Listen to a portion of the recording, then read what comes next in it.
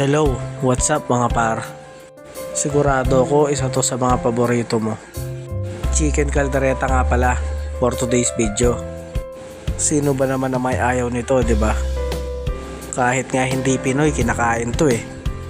Kaya eto, nilinis ko rin chicken. Hindi kasi namin kinakain yung balat. Iwas kasi kami sa kolesterol eh.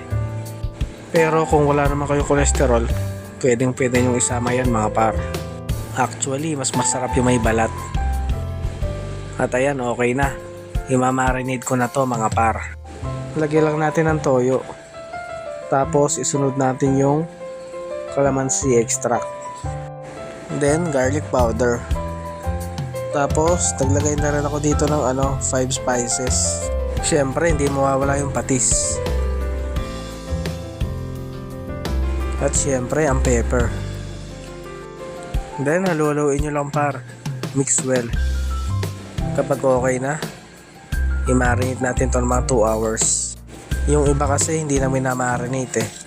Pero ako kasi dyan ako nasanay mga par. Mas malasa kasi yung manok kapag ganyan.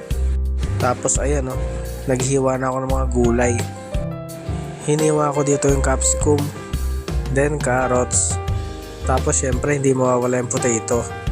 Kasi pag wala yung mga to, hindi na caldereta yung tawag doon, di ba? Napakamahal pa naman ang bilihin ngayon. Isang bell pepper, alam ko 25 pesos. Tapos ayan, okay na Nahiwa ko na lahat. Hindi ko na binidyohan yung bawang tsaka sibuyas. Matik naman yan kapag magigisa eh, di ba? At ayan mga par, after 2 hours, ipiprito na natin tong manok. Ito nga pala yung first step ko sa pagluluto ng caldereta. Hindi ko siya agad ginigisa. Piniprito ko muna. Yung iba kasi ginigisa na agad, 'di ba? Lulutuin ko lang 'to hanggang sa mag-golden brown siya. Kayo ba? Ginigisa niyo muna yung chicken or piniprito niyo muna kagaya ko? At ayan binabaliktad ko na yung chicken par. Sobrang malasa yung chicken dyan par. Kasi minarinate ko muna eh. Ayan golden brown na siya Set aside muna natin to guys. Huwag nyo nahugasan yung kawali. Dito na tayo magigisa par. Maglagay ng butter. Tapos ilagay na yung bawang tsaka sibuyas. Nag-add nga pala ako ng kamatis. At ayan par, igigisa na natin yung manok. 1 kg nga pala yan par. Para na yan sa buong pamilya. Mix lang natin na maigi.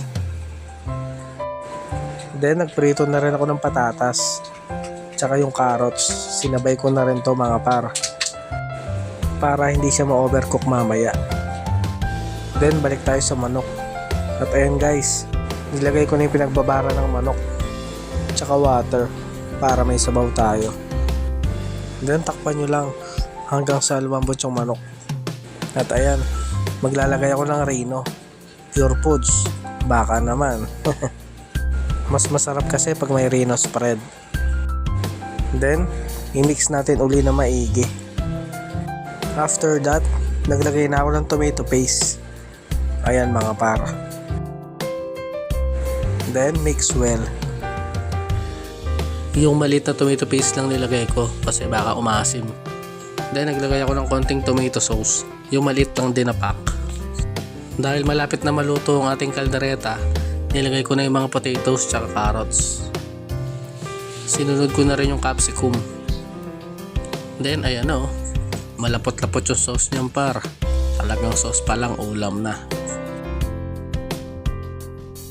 Ready to serve na yan par.